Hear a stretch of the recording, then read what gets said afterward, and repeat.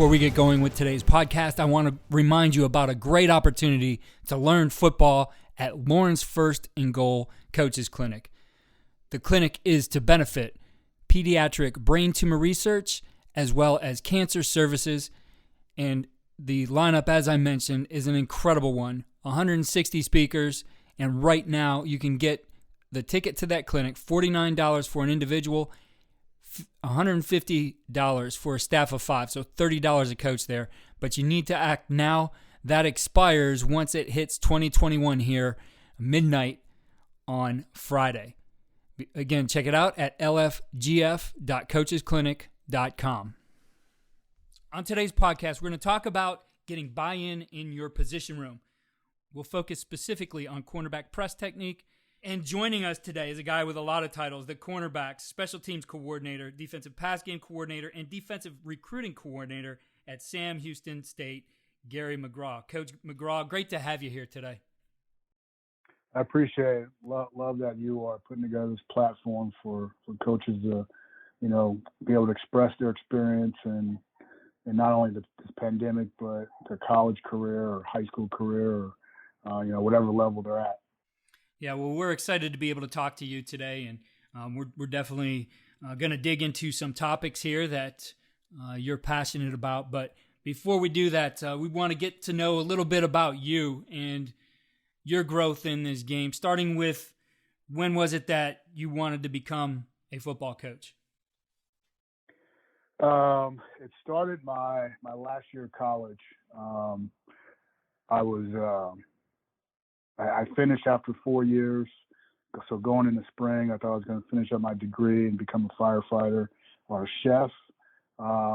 Little to be known to myself, I loved being around, the team, the players, and whatnot. And I found that out when I wasn't around those guys anymore. So I went into the University of Oregon football office, asked those guys if there was a high school team around that I could go volunteer at.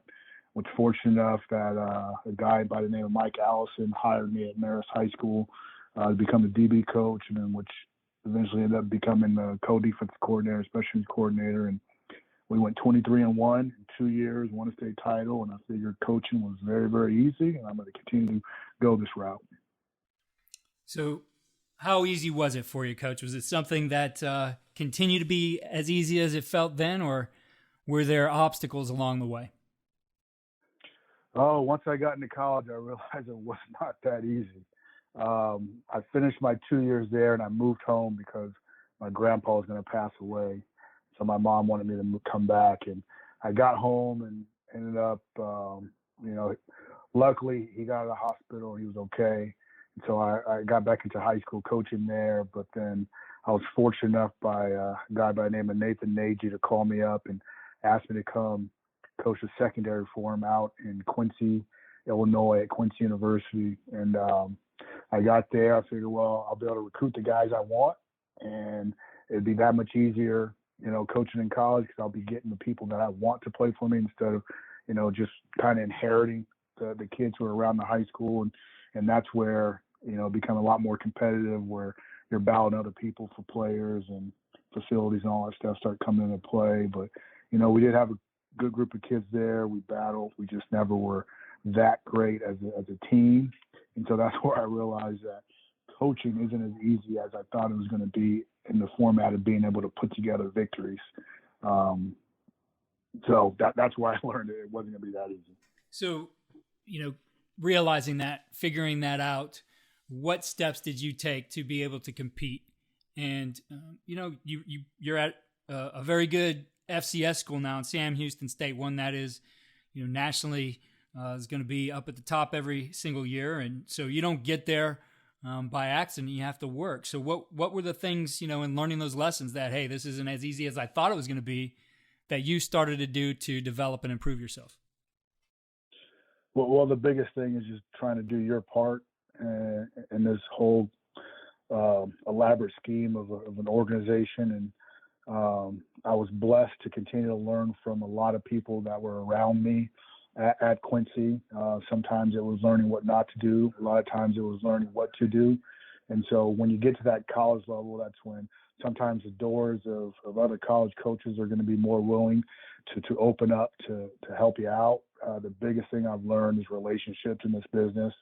If you can keep great relationships with other colleagues, that'll move on and they'll connect you with other guys is what's going to help you out the most, because with you being able to walk in other guys' doors and see what they do, learn what they do, and then kind of perfect that craft yourself, it's not only going to help you as a college coach yourself or high school coach, whatever it may be, a coach in general, it's going to be able to help your players be able to be successful. And that's the biggest thing is, being as a business, you learn that if you can get your players to buy into what you're teaching them and they can see the success that they have and what you're teaching them, that goes a long ways.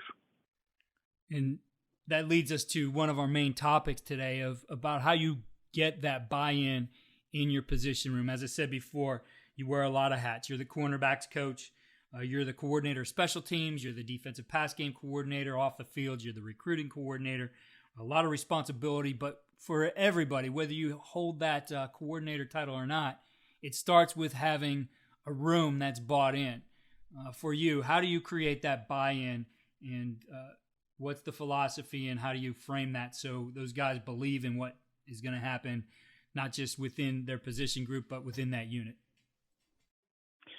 I think for the most part, what you have to do is always just be yourself. It's going to be tough for somebody to see you as one person or one type of personality, and then when you get on the field, you're a completely different type of person.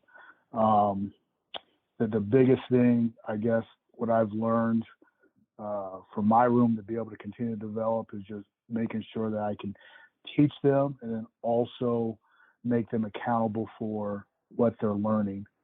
So, for example, when I look at when we were scouting teams, I'm not that coach that'll just give them all the passing concepts that a team will do, because I think a lot of kids don't learn from being able just to look at the different route concepts that you'll get. So one of the little things that I do for my guys is I'll take the top 6 formations a team is running, and then from those 6 formations, there are going to be the top six passing concepts that my guys will have to go in and kind of jot down what those formations are, what those passing concepts are. And so what that does is it allows those guys to kind of learn by watching and writing, and they're going to be more likely to remember those things instead of just looking at it on the page. And so as you start to do those little type of things, kids start to grow and they start to have a lot of success from what they're doing. So that little thing there, I think, allows those kids to start buying into kind of whatever you're going to pitch to them. And so as long as I've been able to make those kids more accountable and want to buy into what I'm teaching, it's allowed for me to kind of develop my room the way I want it to be developed. Coach, within your room, you're going to take that out onto the field, and you mentioned to me press technique is something that you get asked about a lot and like to teach. Talk to us about the technique that you teach when it comes to press. One of our main press techniques that we use is a quick jam. I advise that only to do that when you have safety help. And so what we do there is we will crowd the line of scrimmage. We will check with the referee, obviously, once we get down in our press stance to make sure we're not offsides or in a neutral zone. And when we're playing our quick jam, we're going to be in our stance where our feet are going to be shoulder width apart, knees going to be bent, butt's going to be sunk, weight of our shoulders going to be over our knees. I tell those guys to have sniper vision on where they're jamming. And so when we jam in our quick jam, we jam at the guy's leveraged chest plate. So if I'm lined up on the right side and I'm leveraged to the left, that means my eyes are going to be on the V of his neck. I'm going to be striking with my left hand, my thumb up when that V of the neck moves. And so that's one of the triggers that we'll use. I know when I was younger or when I was going through as a player, a lot of what I was taught is to key to key the waistband of the guy, which that's a great trigger if you're not going to be using any hands at the line of scrimmage. But being a cornerback and press where you're going to be playing quick jam, I like to tell those guys to keep the V of the neck because that's where they're going to be striking. That's where they want their hand to be placed when the movement of that V of the neck goes.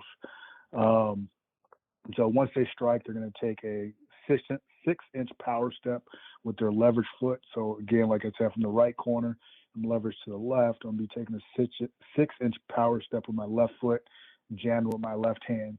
And so you always want to step and jam whichever leverage side you are. So if you're leveraged to the right, it'd be the opposite. It'd be right foot, 6-inch power step, and a right-handed jam to the chest plate on his right side. And after that, it just becomes playing football. So the whole goal of playing press and being able to quick jam someone to the line of scrimmage is to get those guys to change up the pace of their route to where the timing is off. So if they're going to speed release, you're probably going to get a jam on them. If they're going to step back, well, now they're not pressing vertical, so that's helping you out as far as that guy getting down the field. And if we can get those guys to either step back or you get hands on them, it disrupts that guy's release, which now gives the defensive line and linebackers, if we're seeing pressure, that much more time to get to the quarterback. So what's the technique that you teach then if they do step back? What do you want your guys to do?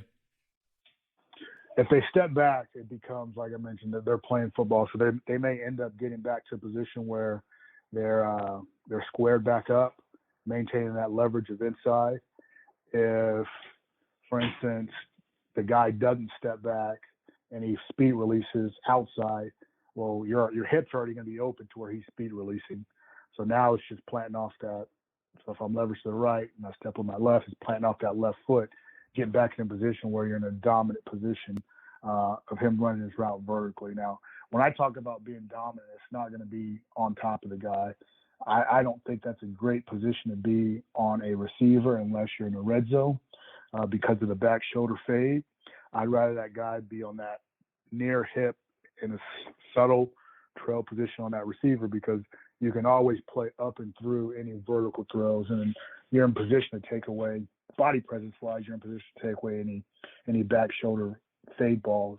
Now, if you end up getting in a position where he speed releases inside, well, like I mentioned before, we're going to only play this type of technique when we're in a single high man defense. So if he speed releases inside, again, you may get a hand on him. You're probably going to get a hand on him if he speed releases inside. But if he steps back and goes inside, well, you're in position now where you want to be on any defender on an inside route or inside releasing route with single high coverage. You want to be low hip and outside. So it's not like you're putting yourself in a position where it's going to be detrimental to the defense because typically if a guy goes speed release inside, he is going to be pushing vertical, running a post or a dig, which you'll be feeding them to your help. You mentioned, being able to take away that back shoulder fade and being in a position to trail and stay on that backside hip. And your guy gets into that position there. What are some of the coaching cues you give him as far as when he wants to look, when he wants to shoot his hands, etc.? In man coverage, I've always taught, or for years, I guess, I've been teaching guys to play through the man. And so when we are in a position where we have body presence, and when I say body presence, that means I can feel him with my shoulder. It's not like I'm reaching out to touch the guy. Because if you're reaching out to touch the guy, that means there's going to be space between you two. And typically, what I've always told my guys is if a guy's pushing vertical, do not put hands on the guy. Because once you put hands on the guy when he's pushing vertical, that's all you're doing is creating separation, which is what the receiver and the quarterback wants. So you got to work to get your body presence on him, and by body presence, you're able to feel him drop out of his route. You're able to feel him try to push you through, and you're able to feel him also open up to that back shoulder fade. So as guys are running down the field vertically with the receiver, coaching point is their eyes need to be on the near shoulder. As they're keying that near shoulder is going to do two things. It's either going to stay where it's at, and the ball's going to be thrown obviously in front of the receiver because that's where his shoulders are, or that shoulder's going to open up, meaning now that receiver's getting prepared to catch that back shoulder fade. So as that shoulder opens back up for the back shoulder fade, I tell those guys to open with the shoulder. As you open with the shoulder, you're going to play through the body, the hands, back to the ball. And so that puts those guys in position where they stay in body presence on them, and they're not giving up those back shoulder fades that you'll typically see. Like I was taught when I was younger, which I'm not saying it was wrong, was to open back inside where the ball's coming from or where the ball is. Well, when you open back inside, what ends up happening is that's where you get the back shoulder fades completed. So as you're running downfield, like I mentioned before, if you're keying that near shoulder, the shoulder's going to tell you where the ball is going every single time. It's either going to stay closed, the ball's being thrown in front of the guy, or he's going to open up and it's going to be thrown in the back shoulder. And you open up with it, you're going to be able to play through the back shoulder throw. Coach, thanks for sharing those techniques. And moving on here to another part of your job, you have 3 titles of coordinator. We'll set aside the one that's done off the field as the recruiting coordinator, but a lot on your plate as far as being the special teams coordinator and the defensive pass game coordinator. So from just a pure workflow perspective, how are you able to handle that and all the game planning that's going to go into really 2 phases of the game? Well, with special teams, I've been blessed to not only have the staff, our position coaches to help out and coach a position. I mean, I went to the head coach, I want to say last year or so, or last spring or so, and I told him that I wanted to have just a special teams coaching staff, no different than you have an offensive, defensive staff. So there are 5 coaches that coach positions that's all they do outside of coaching their position is also coach a position or 2 on special teams, which helps out me because it allows me now to oversee, everything in regards to special teams instead of me trying to coach, these 2 guys and then also see what's going on with big picture. I'm able to look at big picture and have, those 5 guys that work with me coach, 2 guys in those on each of the 4 main phases of what we do special teams wise. And so, we'll meet and we'll talk about things we need to change, things we need to do to help us out in special teams. And that's been wonderful in regards to being able to coordinate on special teams. I know some guys, it becomes overwhelming because they're doing it all. I mean, you have coaches there, but it's not really like a buy-in of, okay, I'm on kickoff and I got these 2 guys and I'm buying into, kind of what we do on special teams. And I think along with that is, we grade special teams in spring and fall camp, along obviously with the season. But the biggest thing is grading it in spring and fall camp every single day. So I have an intern who does a great job as far as helping me stay organized with special teams, and he helps out with a lot of the game planning. Zach Mullet, he helps out a lot of the game planning that we do with special teams. So I really have 6 guys that are working with me in special teams that helps us stay organized in regards to game planning. But me and Zach will do most of the game planning during the season. But again, it's the biggest thing I think you do is if you're grading those guys in fall camp and in spring ball, and you keep them accountable for their grades. So we'll announce every meeting like, hey, these are the top 3 guys of yesterday's practice. These are bottom, however many guys it may be, which we call those guys bottom feeders. So, and the bottom feeder thing is like you should know, like a cartfish, is that they're the ones who's feeding off of the success of everyone else.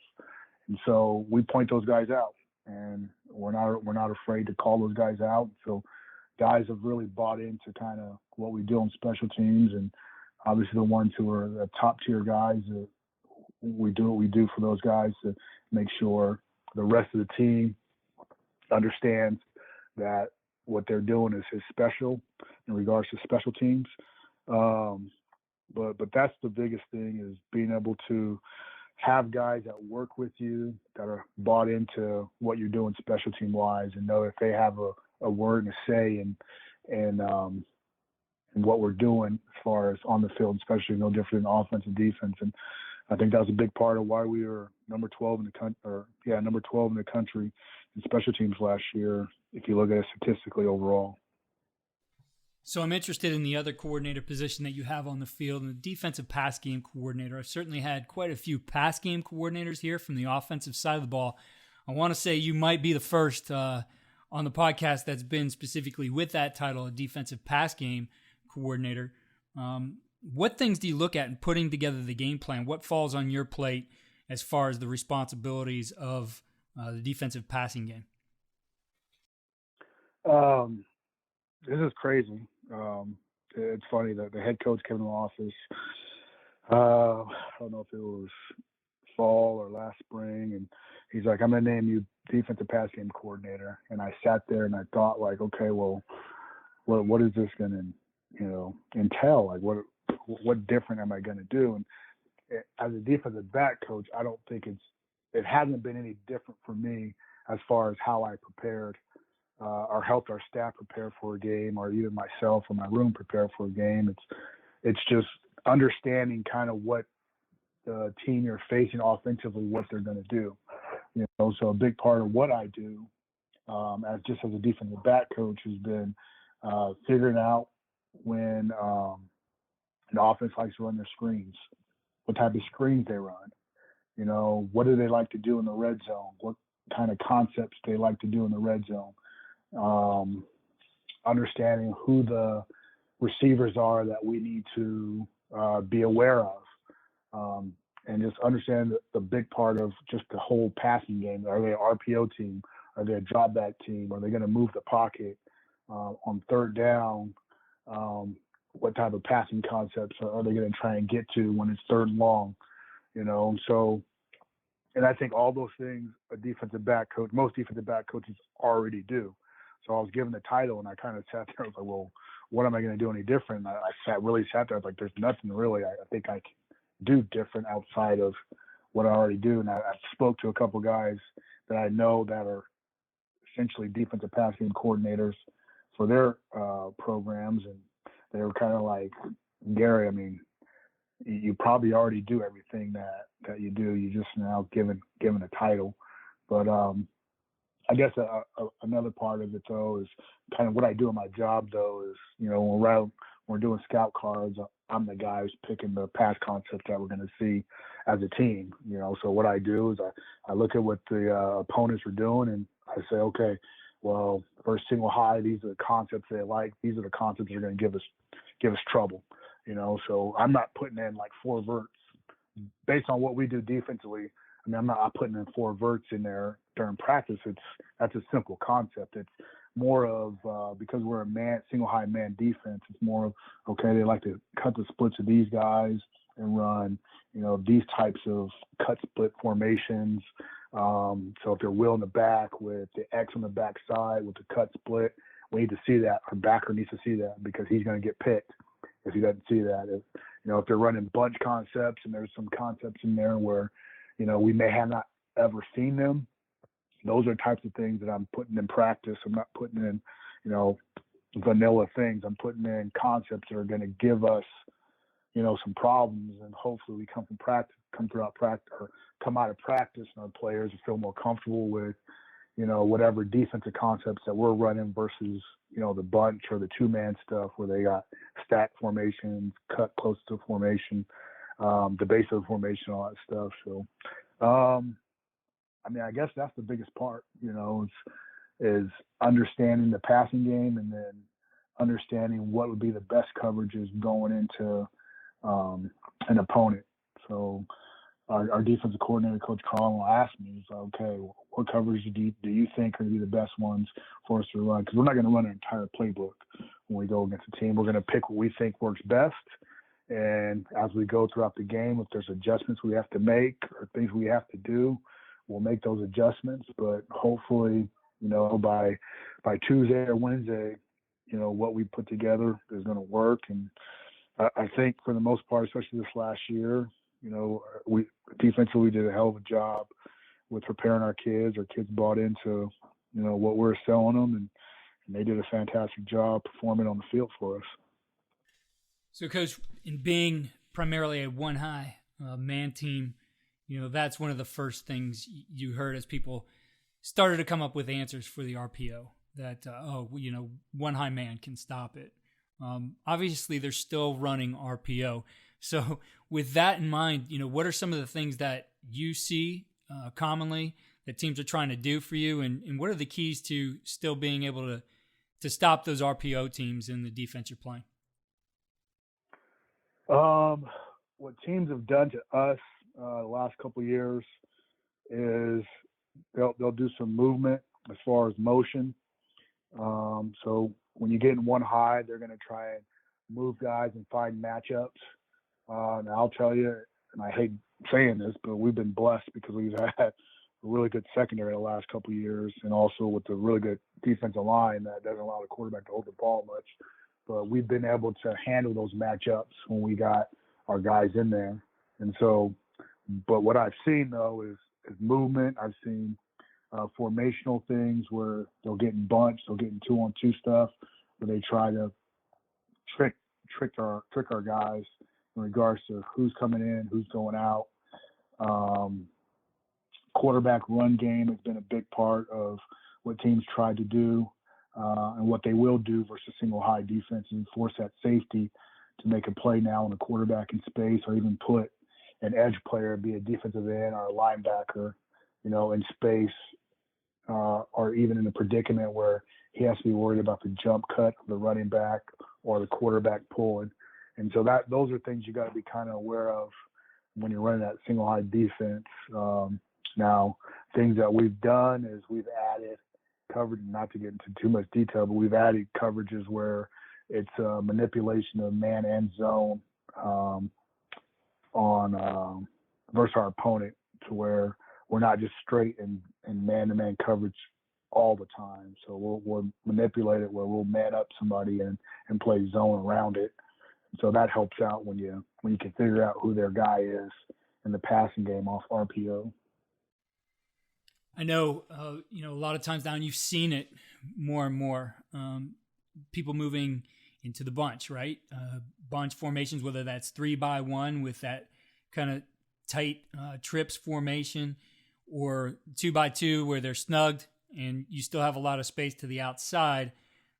Try to utilize that to really get you to play a little bit more vanilla in coverage or get into a zone coverage. I know, back when we would use those, that I could count on standard, getting cover 2 on some of that 2-by-2 and getting teams out of maybe man, unless, I didn't see a lot of teams who would banjo, but with those formations, what do you feel is the best way to handle that when teams are trying to do that to you? It depends on your personnel defensively.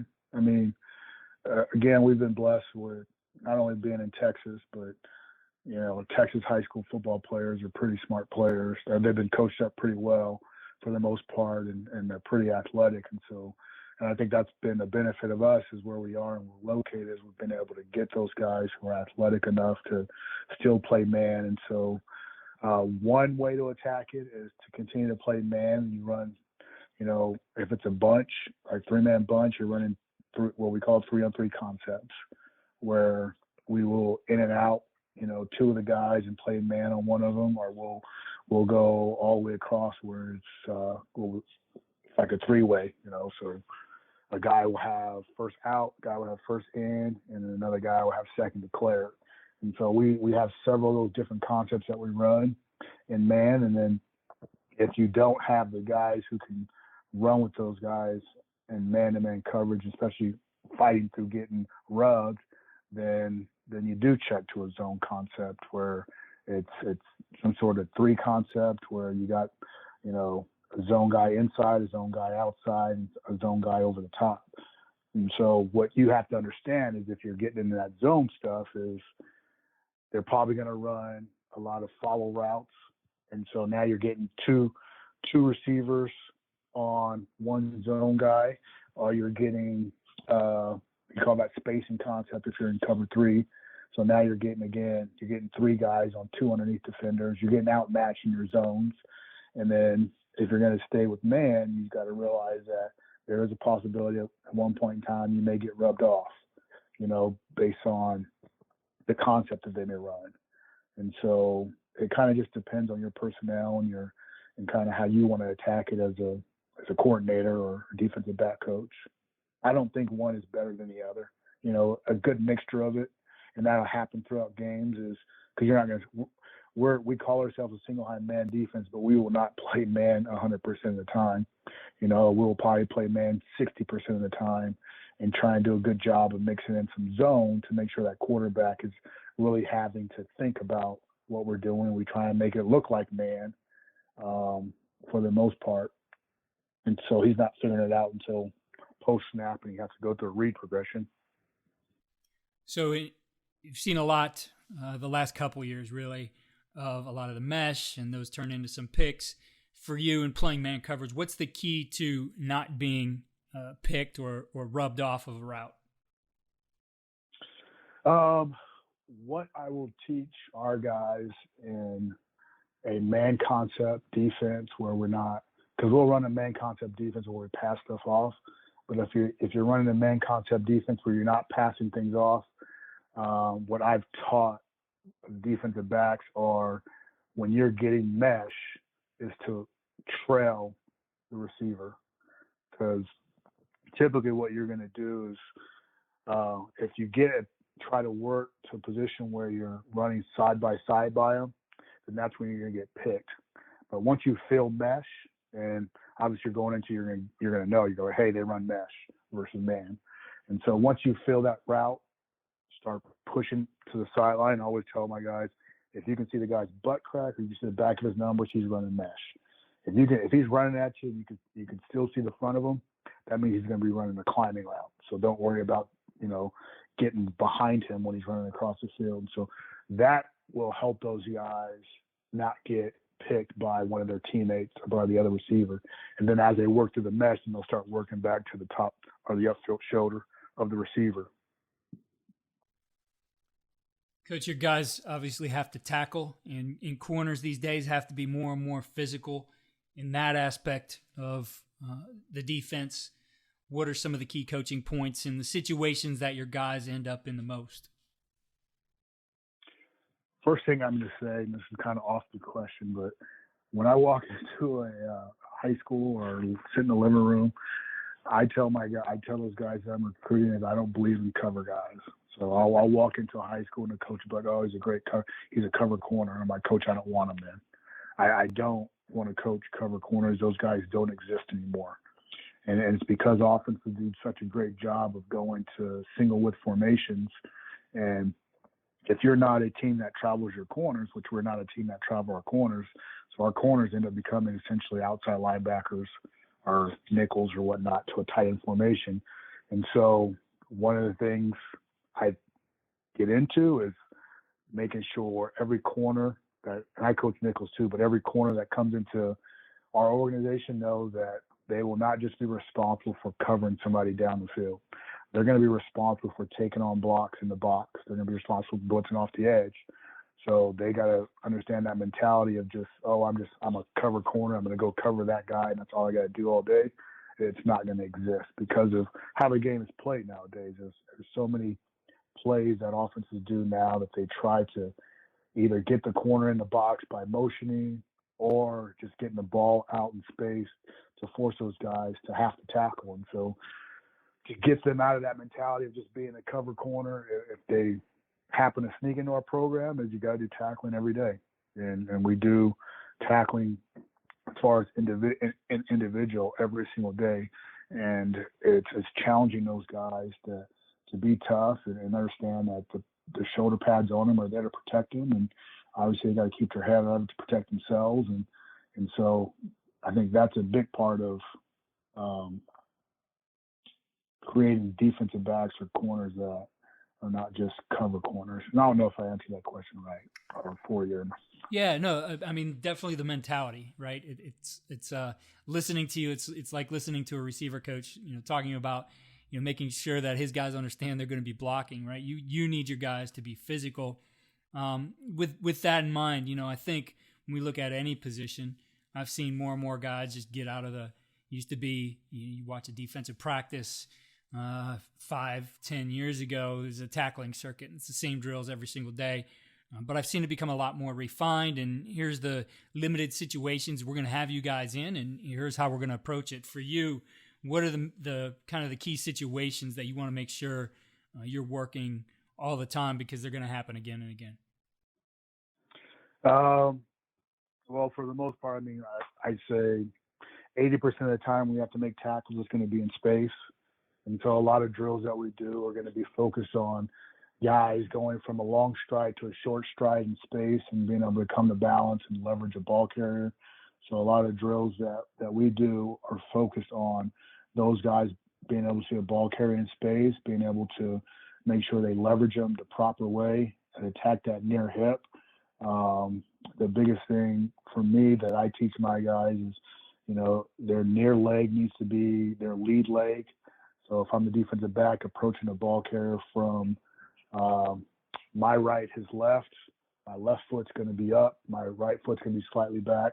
I learned this a while back, and I am a California guy, so we've called that a surf technique.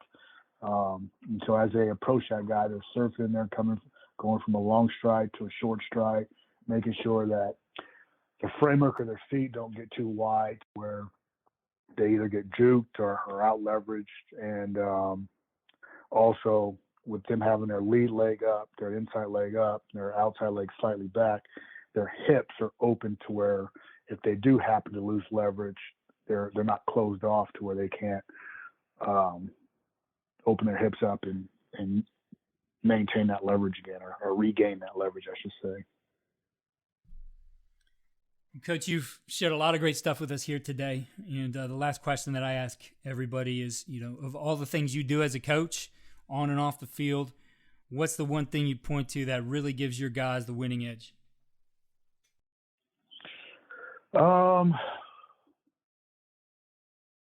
Good question.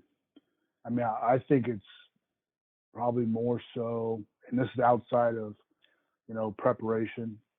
Obviously, that's going to be what helps those guys out the most is making sure, like I mentioned before, having those guys be more so accountable for what you're game planning than you being accountable for, you game planning for them. Like every good coach, I think, is going to do their damnedest to make sure their kids are prepared and gather all this information. But if you're the one gathering all the information as a coach, you're going to obviously learn and know. But those kids, young kids, ones who aren't seasoned, are not going to understand what to do or how to handle that information. But I think that the things that you do with your players off the field hold a lot more weight than what you do with those guys on the field. Because if you're a good coach, you're going to coach them on the field.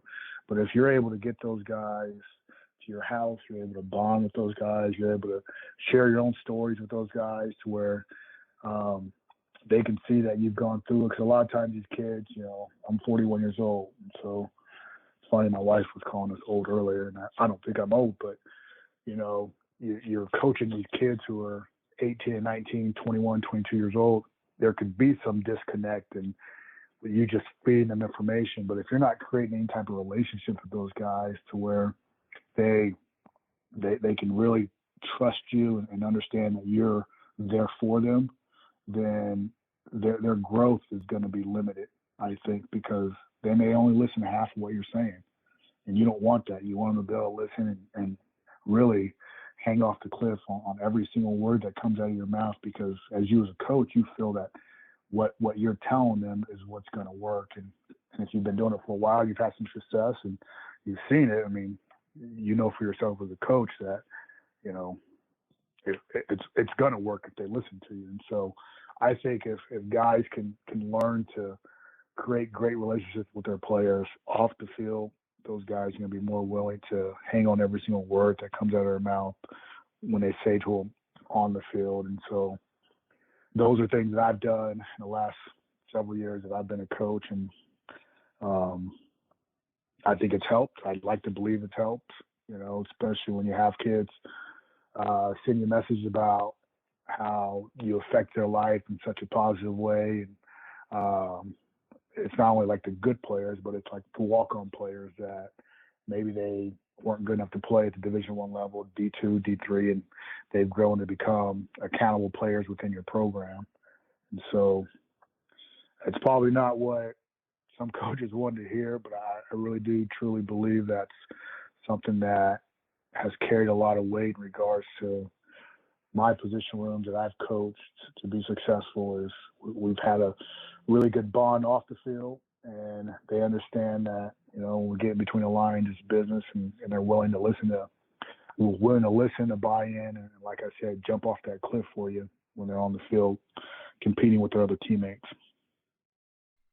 Coaches, you can follow Coach McGraw on Twitter at DBCoachMcGraw. Coach, I know you are the recruiting coordinator, but what's your primary recruiting area?